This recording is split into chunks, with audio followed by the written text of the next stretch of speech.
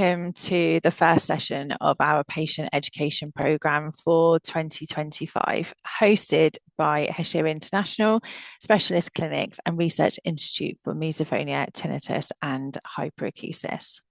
Hashir International is a multidisciplinary organisation that aims to help you with assessment and management of your misophonia, tinnitus or hyperacusis. Each month, we'll be exploring a different topic within sound sensitivity, aiming to give you a broader knowledge and understanding of these conditions.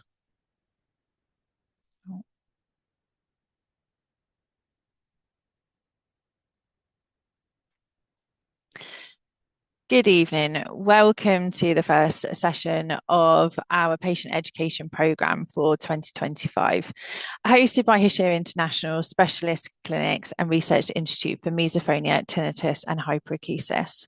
Hashir International is a multidisciplinary organisation that aims to help you with assessment and management of your misophonia, tinnitus or hyperacusis. Each month we'll be exploring a different topic within sound sensitivity, aiming to give you a broader knowledge and understanding of these conditions. My name is Joanna Barker and I'm your host for these sessions. I have been an audiologist for the last 12 years and I'm a specialist in noise sensitivity. Sound sensitivities are my passion and I'm really excited to bring these live sessions to you. Today, we are joined by Emani Dotch, a fourth-year Ph.D. candidate, Fellow and Ceres Scholar in the Department of Informatics at the University of California. Emani focuses on investigating how technology can be designed to support the needs of neurodiverse populations. She is sharing with us a presentation on accessibility through awareness of noise sensitivity experiences. In this talk, she'll be discussing with us the background on noise sensitivity as experienced by neurodivergent populations, current research practices for supporting within the field of human-computer interaction, and a review of her work exploring technology designed to support noise sensitivity awareness. There will be the opportunity to ask questions after the presentation, so please feel free to post these through the chat function. Thank you so much, Emani, for joining us. I will now hand over to you. Thanks, Joanna. This is a super exciting experience. So give me 1 second and I will share my screen. Okay. Looks like we're good to go. So hello, everyone, and welcome to this talk this morning where we'll be talking about accessibility through awareness of noise sensitivity experiences. As Joanna said, my name is Emani. I am a fourth-year Ph.D. candidate at the University of California, Irvine. And as a candidate, I am a researcher and advocate that conducts research at the intersection of human-computer interaction, accessibility, personal and health informatics, and assistive technology. You don't have to understand what any of those phrases mean to understand this talk, but it just gives you an idea of like where my work falls. And so I do this work to empower people and scholars to take control of the journey they have with various health conditions and to help them become more knowledgeable about what this can look like. So in particular, I design and develop technology for people with neurodevelopmental conditions such as autism and ADHD and evaluate how these systems can support and empower them in their daily lives. So my current research looks into supporting people with noise sensitivity by co-creating technology to facilitate awareness and collaboration to manage and regulate this condition. And so in today's talk, I'll share a bit of my motivations of why I'm doing this research, provide some background about noise sensitivity with a particular context around the neurodivergent population, some current approaches, and then review my current research that's going towards my dissertation. And so as Joanna said, we will have a chance to have some questions and answer them to the best of my ability. So definitely be thinking about some questions you may have as I go through this talk. So why am I doing what I'm doing? So on your screen, you're going to see 3 wonderful humans. All of them are family members of mine. First is my little brother, Kadir, and then my cousins, Amron and Joseph. All 3 of them are autistic and experience some level of noise sensitivity. But I didn't really understand what autism or noise sensitivity meant. Growing up, I encountered Amber and Joseph a lot. As they were kids, I'm older than them. So I would see them wearing headphones at family functions or seeing that certain environments were intolerable or just not fun to be in due to how noisy an environment can be.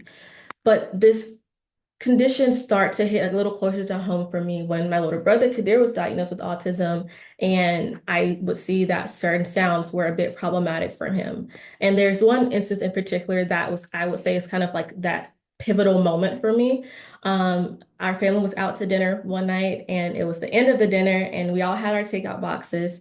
And I was closing the lid on my box, and it was a styrofoam takeout box. And when I closed it, it made a squeaking noise. And my little brother just yelled, "Stop making that noise." And I was a little thrown off because I was like, why are you yelling? We're in a restaurant. What just happened? But ultimately it made me think that that's like an uncommon reaction to me closing a box. And so as he got older, he was able to articulate a little bit more clearly that this sound is too loud or this is hurting my ears. And so from my brother Kadir's experiences and my cousins Amber and Joseph experiences, I just wanted to know just how widespread is this experience of noise sensitivity, especially when we're thinking about people who have autism or ADHD. And so let's kind of dig into some background information. So noise sensitivity can be described as one or a mixture of any of the four following conditions. There's hyperacusis, misophonia, tinnitus, and phonophobia. Phonophobia kind of falls as a sub-condition of misophonia. And so hyperacusis is described as the perception of everyday sounds as being excessively loud and or painful. So for example, there's been reports of people being able to hear the sounds of a light bulb buzzing or the hum of a refrigerator, and it seems excessively loud as you hearing my voice right now. And it can be even painful for some people. So that's how we think about hyperacusis and what you can think about as I use this term throughout. And then there's tinnitus, which is the perception of sound and the absence of sound. So some people have explained it as a persistent ringing in the ear. And maybe you've even had a moment where your ears just started ringing, but there's no loud, like no sounds are coming into your ears. So that is a way for you to kind of understand and conceptualize what tinnitus is. And then we have misophonia, which is described as an extreme aversion to specific sounds, typically resulting in seemingly abrupt and negative emotions and behaviors. So an example can include an aversion to someone chewing or smacking their mouths or paper ripping or even a baby crying. And so as you're thinking about misophonia, you may think, oh, these are common sounds. Imagine just how, if someone has misophonia, how an environment can become inaccessible if they're constantly being around paper ripping or a baby crying. And I'm thinking about restaurants or school settings, and places that are frequented by younger children where you're more likely to hear these sounds on a day-to-day occurrence. And so finally, we have phonophobia, which is a phobia or a fear of specific sounds. And so for the purpose of this presentation and the scope of my research, I'll mainly be talking about hyperacusis and misophonia when I use the word noise sensitivity. So within the neurodivergent population, over 50% of neurodivergent people, so people with autism or ADHD, have experience of noise sensitivity. And then 20% of the world's population also experiences noise sensitivity. So we see that it's more prevalent when we think about neurodivergent populations and wanting to support them. And so current approaches for supporting noise sensitivity is typically framed within a medical, societal, or a technological approach for supporting. And so when we think about the medical approach, we typically think about methods of rehabilitation, desensitization, and the neurological origins of noise sensitivity. Yet many of these approaches have either not been proven to have lasting impacts, or when we're thinking about it in the terms of the neurodivergent population, there's a shift of wanting to not just think about the medical causes of noise sensitivity, but what are other factors that are contributing to this person experiencing noise sensitivity. And then when we think about the proof of, are these methods long lasting? If I go through this rehabilitation therapy or this desensitization therapy, will I be healed of my noise sensitivity? The answer is we don't know. There aren't a lot of studies that say definitely that this is a solution. So typically, medical professionals will also recommend that people use ear protection devices such as headphones, earplugs, or even earmuffs to support their noise sensitivity experiences. And so then we think about the societal approaches. These are solutions that are more outward facing for the public itself. And so we see the implementation or creation of sensory rooms or quiet hours or sensory friendly zones in public spaces. And so when I talk about this, I'm thinking about if you're going to a shopping store, they may have quiet hours where there's low stimulants, where they're not playing music over the intercom, or the lights may be a little bit more dim, or there's less people to minimize how loud and congested the shopping center may be. And then more particularly, I'm thinking about the Georgia Aquarium in the United States, where they have sensory friendly zones that are a little bit pushed back from the typical viewings of the animals, so that if someone has sensory sensitivities, they can have a low stimulating environment where they can still engage in the aquarium activities. So when we're thinking about these, they seem very helpful and supportive of neurodivergent people and people who have noise sensitivity. However, there's a limited adoption of such practices, especially as few people understand or are aware that one, noise sensitivity exists, or how it impacts neurodivergent people. And if we're thinking about children, how is it impacting a child's development? And so finally, we think about the technological approaches, which usually include digital and mobile health interventions delivered via devices such as phones, tablets, and smartwatches. So this is the approach I primarily take with my research while also considering the medical and societal implications of my work. And so some digital and mobile applications that are commercially available to support managing noise sensitivity include the Calm app, My Noise, and Headspace. More recently, we also see Samsung has released an app called Unfear that specifically targets noise sensitivity for autistic individuals. However, with this app, it's primarily siloed within Spain and Spanish-speaking individuals. And then we also see Apple trying to support noise awareness through their Noise app and noise cancellating features in their devices. And so we see there's commercially available products that we can use. Yet, many of these tools, as I mentioned and reported elsewhere, often fall short of meeting the complex needs of people with noise sensitivity, especially if we think about neurodivergent and children that are primarily using these tools, mainly because they weren't designed with noise sensitivity or people with noise sensitivity in mind. Those have just been tools that people with noise sensitivity have found as helpful, but they weren't necessarily made to cater towards their needs. Additionally, current solutions face several key other limitations. Prohibitive costs. The products may cost too much, therefore they're hidden behind a paywall. Then there's the issue of a lack of contextual awareness for the specific noise triggers and a failure to account for the social and personal impacts that noise sensitivity has for people who experience it.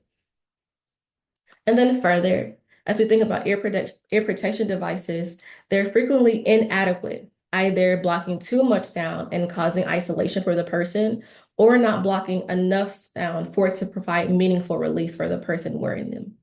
These challenges are then further complicated when individuals experience co-occurring conditions such as autism, ADHD, anxiety, or they may have had a stroke and concussion that has led to them having noise sensitivity. So as we think about all these challenges with current solutions, it makes it clear and essential that we need to develop more nuanced and accessible solutions for people with noise sensitivity. And so this is where my research comes in. So I try to address some of these challenges through the design, development, and evaluation of digital health interventions to support people with noise sensitivity. So in particular, I'm looking at how can we design mobile health interventions to support people with noise sensitivity. So to begin, as I've mentioned, noise sensitivity is a challenge for many people, but especially prevalent amongst individuals with autism and ADHD. However, within the field of human-computer interaction, there's not much work done to understand these experiences and how technology can potentially support people with noise sensitivity. So through my work, I'm interested in answering the following three questions. First, how do people with noise sensitivity make sense of their condition and the related challenges they experiences? So they have this condition. How are they grappling with the implications of having it? How are they dealing with school? How are they dealing with work? How are they navigating their day-to-day lives? And how is it impacting those things? And then next, how do people with noise sensitivity and their allies become aware of and cope with this condition? So I know I have this condition. How do other people then become aware that I have this condition? And how am I managing it? What tools and strategies and resources do I have access to help with my noise sensitivity? And then lastly, how can technology be designed to facilitate awareness of and support for people with noise sensitivity in their care networks? And so through this talk, I'll kind of hit on different projects that I'm doing that addresses these questions. And so since I'm primarily interested in autistic people's experiences of noise sensitivity, I analyzed data from 2 online communities for autistic people to answer my first research question. So how do people make sense of their noise sensitivity and the related challenges they experience? My analysis revealed that people in the communities engaged in collaborative sense-making by sharing their experiences of noise sensitivity.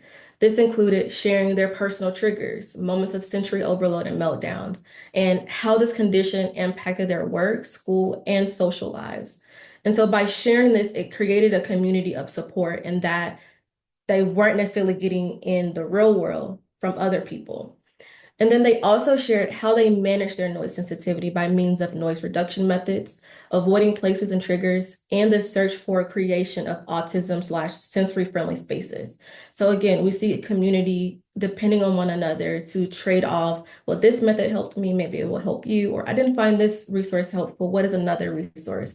So we see an exchange of resources and information and collaboration to make sense of this condition within an online space, which is speaking to a larger issue of maybe these spaces aren't in place beyond the online communities. And so, in addition to learning about experiences of noise sensitivity, related challenges, and how autistic people manage their condition, this work also revealed that there are a number of societal barriers and challenges that impacts the agency of autistic people regarding their noise sensitivity, which contributes to an inaccessible environment. And it further makes us think a little bit deeper about these things as we consider autistic children or non-autistic children who may be experiencing noise sensitivity and the agency they possess. And so in particular, there are tensions between societal norms and personal needs. For example, autistic people prefer to cope with their noise sensitivity in ways that make sense to them and are comfortable to them, but it may not be what society deems as quote unquote normal behaviors or socially acceptable. So they typically had to choose between appearing normal to avoid being stigmatized or feeling free to use coping strategies such as their headphones and engaging in self-stimulating behaviors, thereby risking opportunities of being stigmatized or prejudiced due to their condition. Additionally, human relationships were shown to restrict the agency of autistic people who are noise sensitive. This was seen when family members invalidated their experiences and restricted how they could cope. So for instance, family members saying, oh, that doesn't really hurt you, or there's no way that can be impacting you. And so by invalidating those experiences, it made it seem like what they were feeling wasn't real, and thereby they didn't have the resources or the tools they needed to cope in those moments.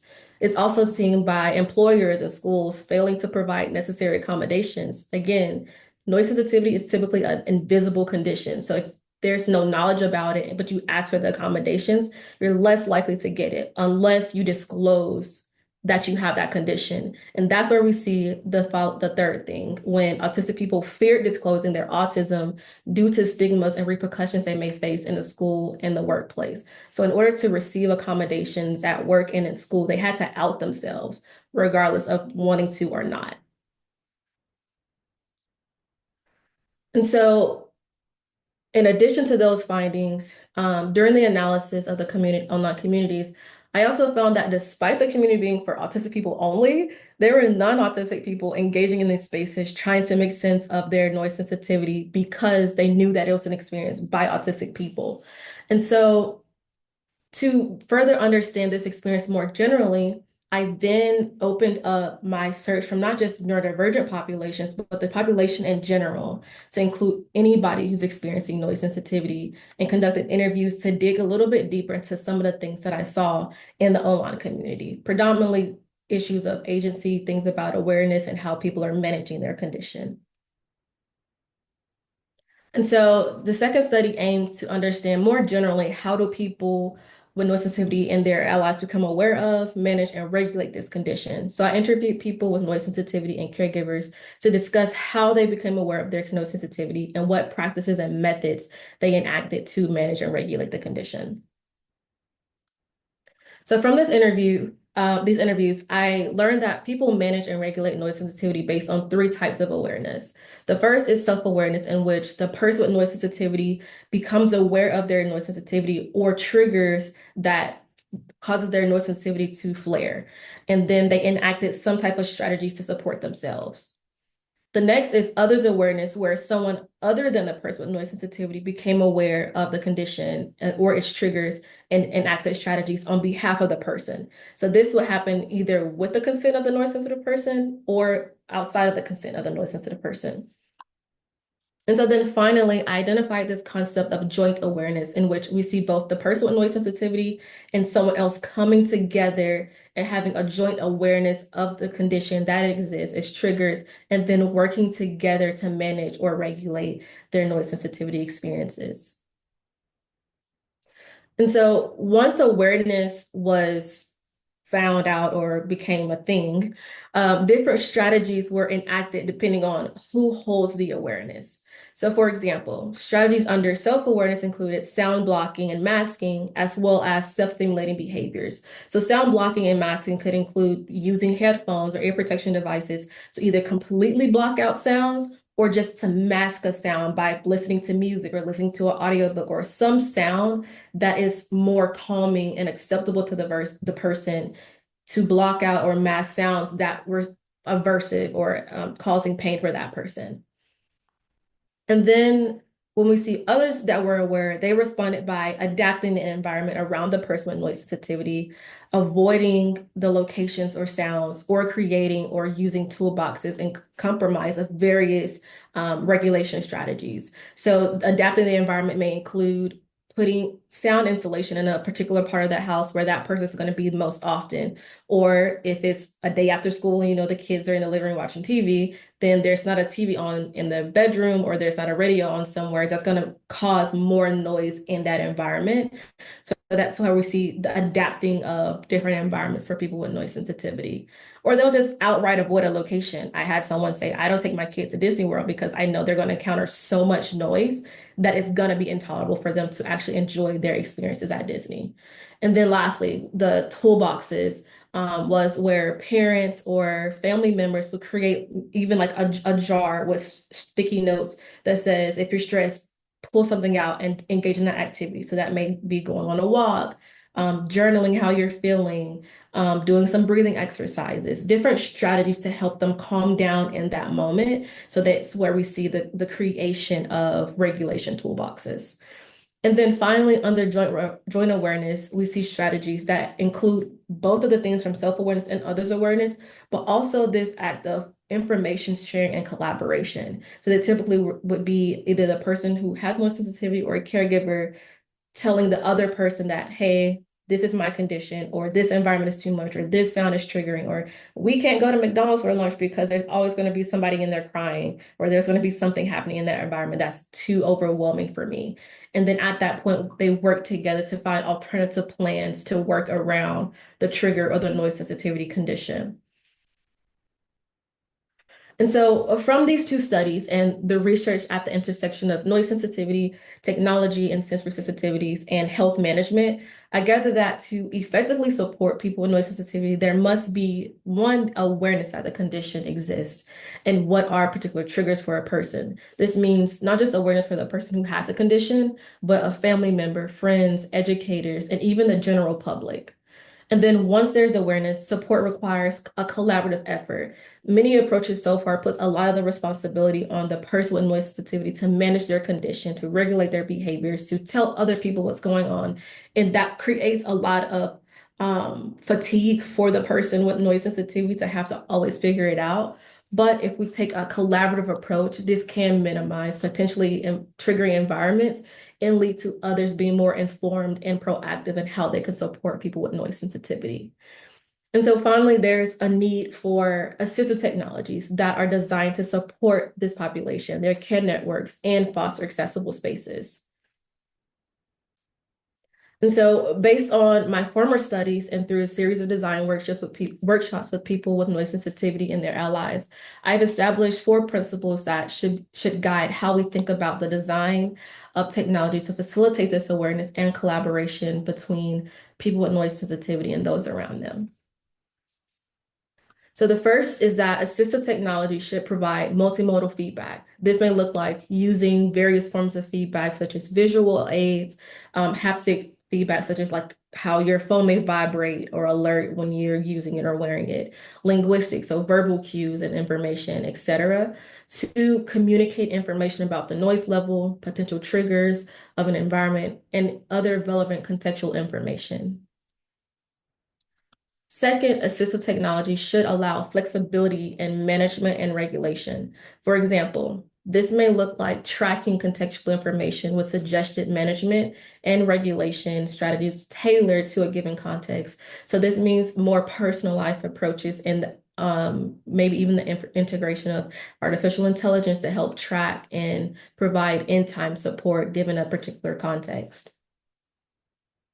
And then third, assistive tech should support sound regulation. This can include the use of systems that monitor noise in environments and notifies responsible parties to regulate the noise and/or for the person with noise sensitivity to deploy coping strategies as needed. So this may look like, let's say if you're in a classroom, having a traffic light system where green means the noise is good, yellow means the noise is moderate, or red or orange means it's too loud. And then based off of that, a notification is sent to the teacher to let her know if the classroom needs to be regulated so that it becomes more quiet and accessible for someone who may have noise sensitivity. Such an approach takes the responsibility away from the person with noise sensitivity to have to tell the teacher, hey, it's too loud, but it makes other people become aware of just how they may be impacting the noise level in an environment.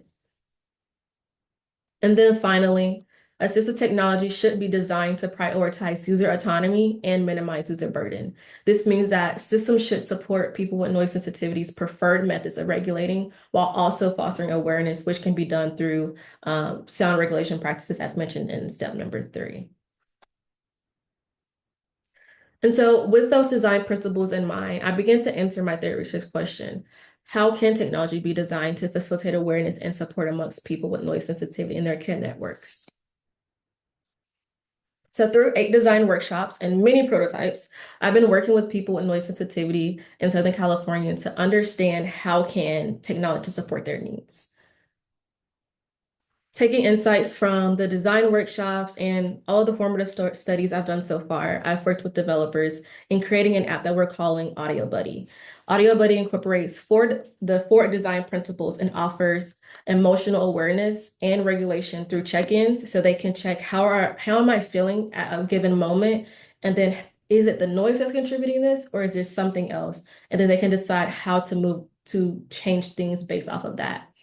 It also offers self-regulation practices to engage in coping activities. So again, if I'm feeling anxious or I'm stressed or I'm in pain due to a noise, I have some tools that I can use. Because one of the things we noticed was that while some people had coping strategies, other people didn't. It was more so I react because I don't know what I can do in a moment, or I'm so overwhelmed, I don't know what I can do in a moment. So by having these regulation strategies in their hand, it can help them self-regulate in a moment. And then the app allows collaboration between people with noise sensitivity and their ally through a notification and tracking system that enables information sharing and communication about noise sensitivity experiences. This app is then paired with smartwatch-centric functions that track noise levels, heart rate, and other relevant data to help people with noise sensitivity and those around them remain aware and informed about noise sensitive experiences and relevant contextual information to help guide how they deal with and manage their condition. So Audio Buddy is in its infancy, but in the coming months, I will be evaluating the potential of this app to support people with noise sensitivity. And so based on that pilot, I will redesign and retest the app through many cycles until we have something that best supports this community through user feedbacks and interviews. Overall, though, I do believe it can be an effective tool and starting point as we strive to promote more accessibility through the awareness of noise sensitivity experiences for people with noise sensitivity. So with that, I'd like to thank Joanna for hosting this talk and all of you for listening. If you'd like to learn more about the work I'm doing, feel free to scan the QR code on your screen and it'll take you to my website where you can find articles that I've published about this work. And if you have any questions or thoughts or questions and comments and concerns, etc., feel free to let me know and I'll answer them to the best of my ability. Thank you so much, Marnie. That's brilliant. If we can leave that screen up just for a second, just in case anybody does want to take a picture of the QR code, and then we'll take it down in just a moment. And as Imani said, if you would like to ask her a question, please pop it in the chat function, and I can see if Imani can answer that. But I just want to thank you because that was really interesting. And it's really exciting as well to know that this is out there and hopefully is. Do you feel that it would, if once you've completed your research and if you release the app, would it be available sort of like just in America, or would it be able to come across to different countries as well? Yeah, so I will have to like do a lot of background work and figure out how does that stuff fully work.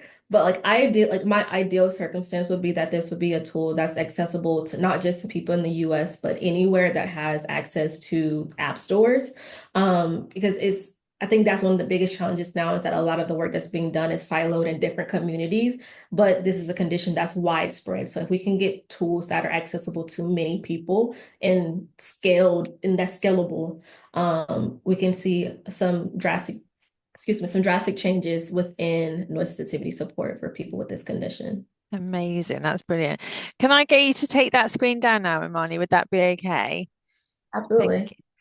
So we've just had a couple of questions.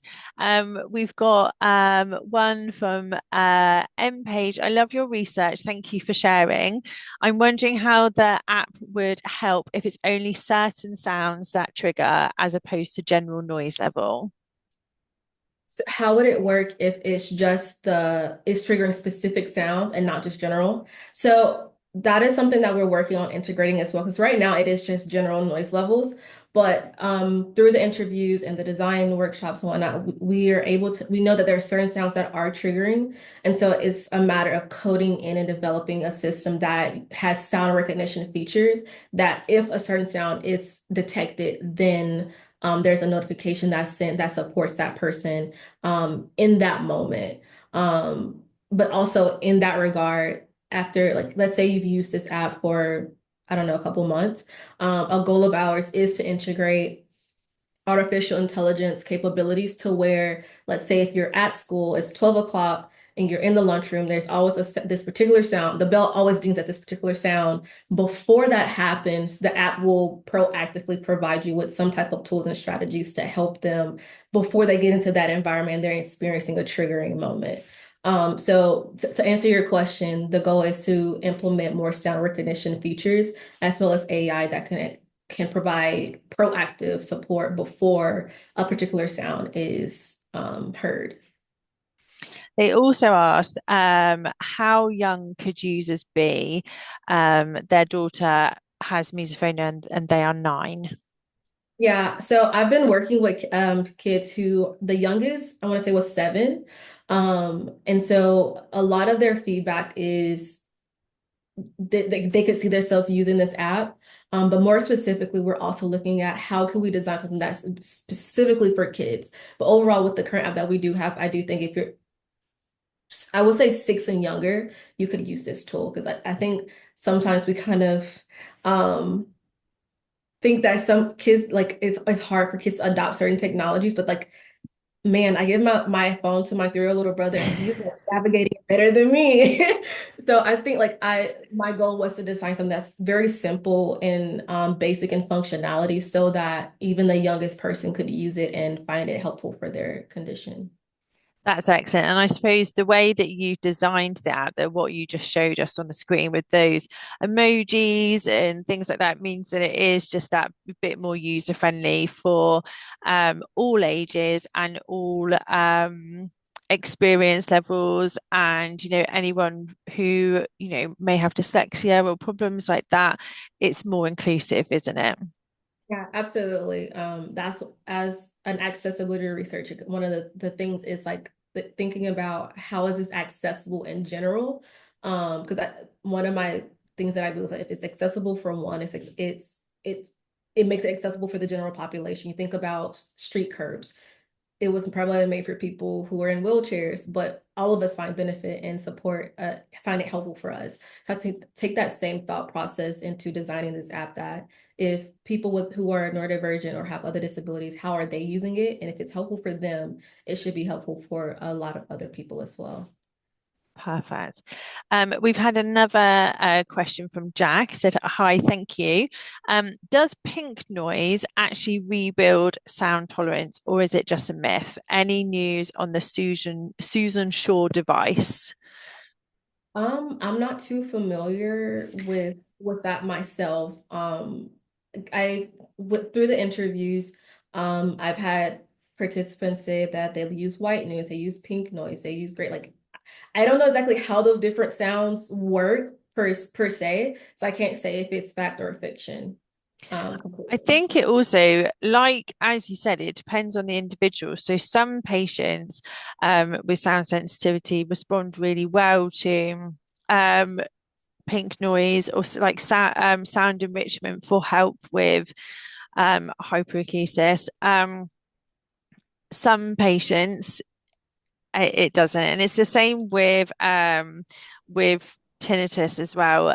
We often use these sounds for help with patients who experience tinnitus, and some of our patients absolutely love using sound enrichment, and some patients experience no benefit, or in fact, it can actually exacerbate their symptoms. So, I don't think there's essentially any research that debunks that myth because it is down to the individual.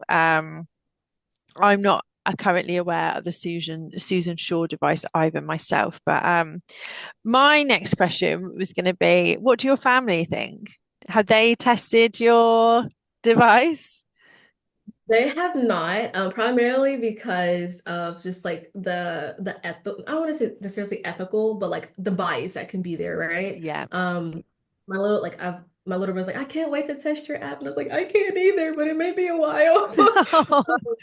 But I think overall, like they're really excited. Like whenever I'm talking about this, like, oh, so when is it gonna be like a full thing? When is it gonna be a full thing? And I'm like, so research takes a little bit of time, but I'm hoping that it's like soon it'll be a full-fledged tool that many people can use. But overall, like they're excited of the outcomes with this project. And do they like that they were your inspiration? My little brother loves he basks in it, yes. That is brilliant. We've had another question that says, bit off topic, but I don't think it is. Did you encounter mesokinesia in your research? So patients who don't like repetitive movements.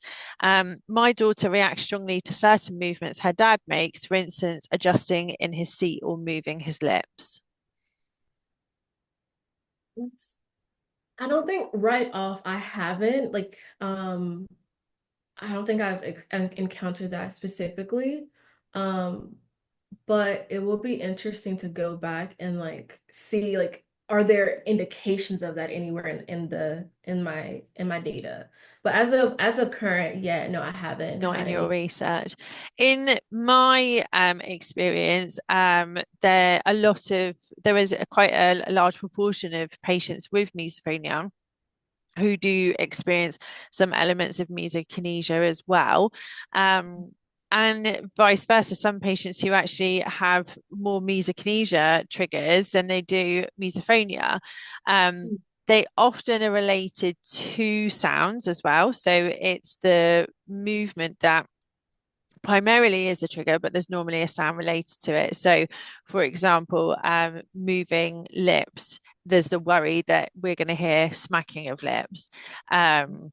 Clicking, like if somebody's like moving their, like juddering their legs, or like moving a pen, they're worried that they might be able to hear the clicking of the pen. So there's often an anxiety around the actual sound as well as the movement. But Now um that Got it. I do remember one of my child participants, his like he didn't like being around his parents when they got new packages from like let's say a Amazon package. He didn't want to be in the room like when that because he associated that with hearing a box being torn open or the styrofoam packaging rubbing together. So like they would have to like they wouldn't even let him see them bring in a new package because he would automatically know that okay, that's gonna be problematic and he would not be okay with that. yeah. Do you in your research, obviously you were looking primarily, you said obviously when you were talking about noise sensitivity, you were looking primarily at misophonia and hyperacusis. Do you know what the split was in terms of your research and how many patients had misophonia and how many had hyperacusis, or was that information not available to you? I don't necessarily know what the split is, but you're giving me ideas of things like more specific things to kind of hone in on. Because I think like even like some of the depending on like who the person was, like didn't necessarily have like the official language of saying this is hyperacusis or I have misophonia. In fact, I think maybe two of my participants out of the 20 or so that I've engaged with so far specifically used misophonia or hyperacusis in talking. But if I go back and look at how are they describing their conditions, you can probably attribute it to one of the either of the conditions. So I think it would be really interesting to see like what is that divide. It's the reason why I ask is that in a one of our sessions for the patient education program, we discussed some devices, and there's a device in Europe, an app in Europe, but it's aimed primarily at like hyperacusis patients. So it will alert you to environments that are loud, essentially, but that misophonia element, that misophonia side of it, we can't sort of find anywhere that anyone that's looking at triggers rather than just noise levels. So I find that really interesting and wondered actually whether there'd be more patients with misophonia sort of coming in the research, because those are patients who there aren't other supports out there for them. Absolutely. I'll definitely look more into that. We have another question. Have either of you found anxiety is present in some or most of those with misophonia? Do you think it could be a contributing cause? I definitely have seen it in my participants where they'll say like, oh, this causes me anxiety or I have anxiety, which impacts my noise sensitivity. So I would say like it's one of those things of like co-occurring condition, like they could coexist and one feeds off of the other or one impacts the other. Would I say that one could leads to the other? I don't know. I don't necessarily make that correlation, but I've definitely seen where with participants I've engaged with, they've reported having anxiety and the condition of noise sensitivity, whether they were neurodivergent or not. So I definitely see there's a connection there. Yeah, and I think in my practice, definitely there's a connection in two respects. The first one being that with the neurodivergent population, that those environments that are really difficult. You were saying, Emani, that some people don't, specifically don't go to places like Disney World. In my experience, it tends to be things like the cinema, swimming, bowling, those big environments that are very noisy, where there's lots of triggering sounds. And with the neurodivergent population, there's also that social anxiety element with some patients, not with all. And so sometimes it's difficult to work out whether there's anxiety incorporated in there. Is it because specifically just because of the sounds, which for my job is what I'm looking for, or is it actually there's an element of social anxiety and other problems that we're navigating there as well?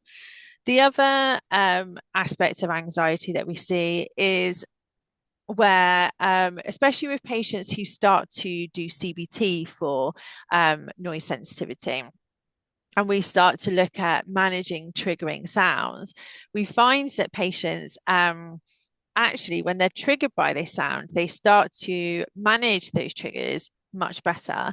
But the anxiety about being triggered is almost then the actual problem that we're then left to deal with. So yes, it's very common to see anxiety related with noise sensitivity in many different ways. We had another question from Jack. I had misophonia since at least 4 years old. Now I've got tinnitus and hyperacusis in my 40s.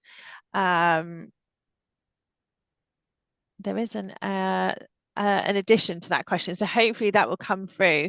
But I think, I don't know if you saw this from your research or your personal experience, Emani, but it can be quite common for patients to have several sort of sound sensitivities together. Yeah, absolutely. I think amongst just my population, we're more so seeing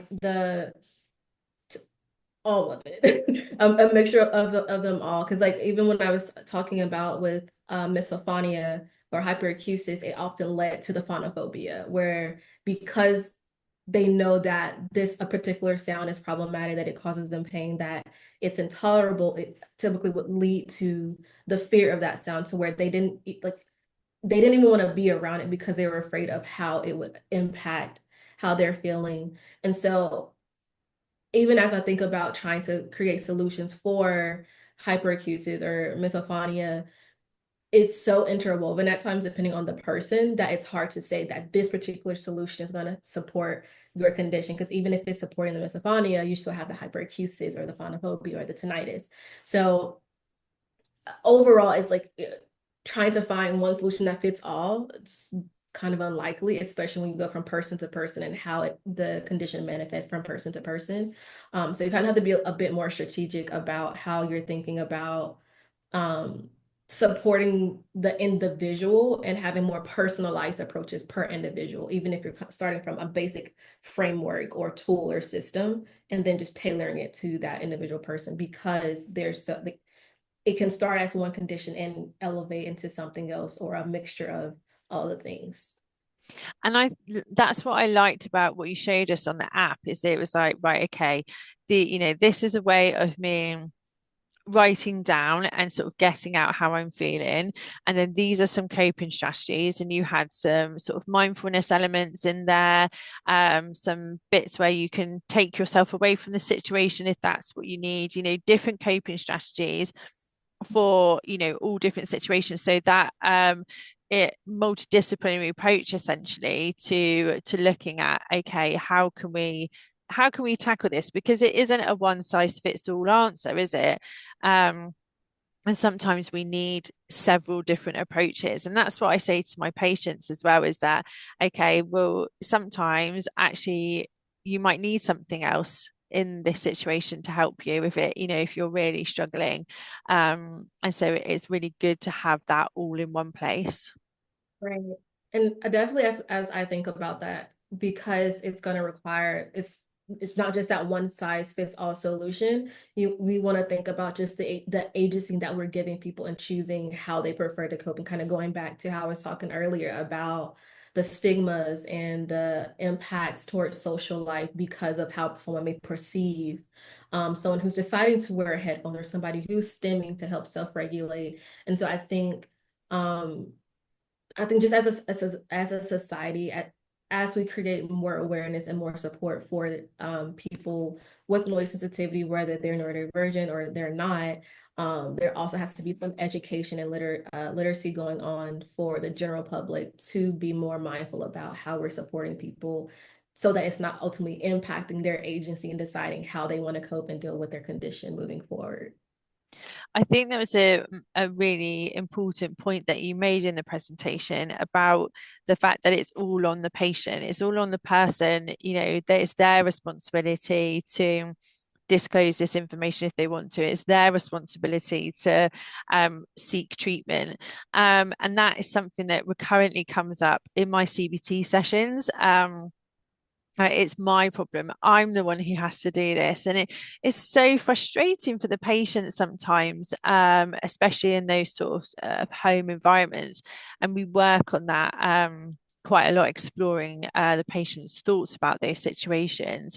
But is there anything from your research, anything that you think that we can do as people supporting loved ones to help support and improve those situations? Yeah, definitely. I think first, just as a more practical and easily initiated step is just think about yourself in a sense of how am I contributing to the noise in an environment, right? So I think about like even me, like I'm not like overly noise sensitive, but if I'm in a grocery store and I hear someone talking on their phone and their phone is on speakerphone and I'm trying to process what I'm in the grocery store to find, that can become so intolerable. And I'm not even like I don't have hyperacusis or misophonia. So imagine the impacts just my decision to be out in public on speakerphone or playing my music out loud on a speaker in a fully public location, how that's impacting someone and how they're experiencing that space.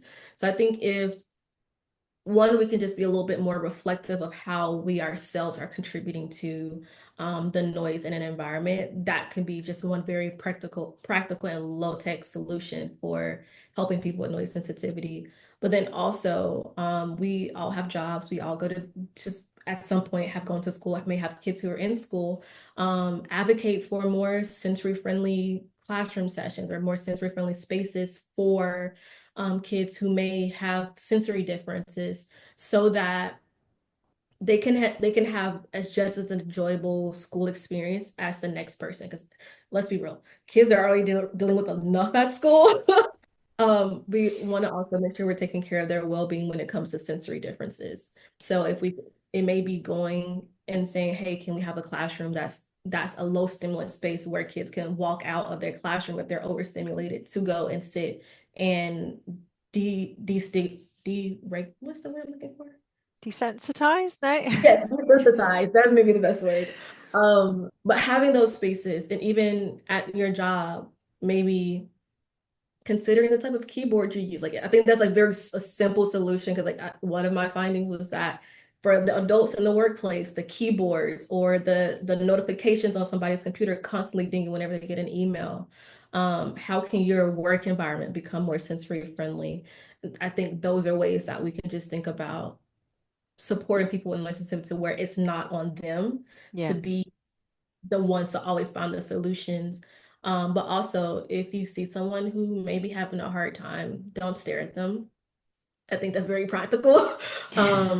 Don't stare at them. Don't like pass judgment. If you feel that you are equipped to, maybe offer to help them. If they say they don't want help, respect that. So I just those are just some things I think about as one an advocate, but also just how I want my little brother and my cousins to be supported. That we can do to be more mindful and aware of how we can support people with noise sensitivity. Do you think, as a population, that we are becoming more aware of sound, like sensory sensitivity in general? I think to a degree, yes, but I think it's at a very slow pace. Like I feel like the awareness is moving at a slower pace than society is progressing. Because I think about even as more and more people are moving into certain places, it's going to cause environments to be more populated and more noisy. And so I think about there's like certain initiatives in the UK that may be more geared towards people with disabilities and supporting their sensory differences. You may have housing setups that are for people with disabilities and sensory needs that supports them, accommodates them, versus I think in the US it's very low impact. Like it's not as progressed as I would hope and think it is. But I think part of that is due to noise sensitivity being an invisible condition. And so few of us taking on the charge to kind of support the awareness of this condition. So, but I think as we do more talks such as this and more research and more efforts to support noise sensitivity, I do think it can become a bit more widespread. It's just going to take a larger effort. And I think a big part of that will be due to policy and the policies that are put in place to support these particular endeavors. Yes, definitely. And I think it's having other people sort of bring it to the forefront and not, on different platforms. I know that Rich D. Grant has misophonia for eating, like specifically eating crisps, and he's talked about that publicly. Noelle Foley as well. She's in the WWE. She suffers with hyperacusis, and she uses her social media platforms to spread awareness about this. So I suppose it's, people like that that are going to reach different spectrums of the population, that hopefully this information will go further, which is amazing. We had another comment to say, this has been wonderful, thank you both so much for the time you've put into your research, your work, and this presentation. And thank you for me, Emani, it's absolutely brilliant. I'm really excited and I wish you the best of luck going forward with the rest of your research. Is definitely going to be something that I'm going to follow, because it's going to be incredible. If I could, give this as a tool for my patients, that would be amazing. So, best of luck, and I hope everything continues really well for you. So, Thank you for your questions, and thank you for watching this evening. If you are having problems with any of the issues that we have raised today in our patient education program, please feel free to get in touch with Hashir International. Our website provides lots of interesting resources for patients, families, and health professionals. If you need help and support, there are many resources available on the website.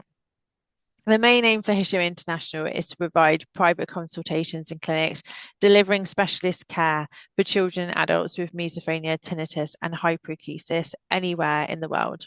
We offer a primary therapy package which comprises targeted cognitive behavioural therapy for misophonia, tinnitus, and hyperacusis, combined with consultations with a multidisciplinary team of audiologists, psychologists, occupational therapists, and neuroscientists.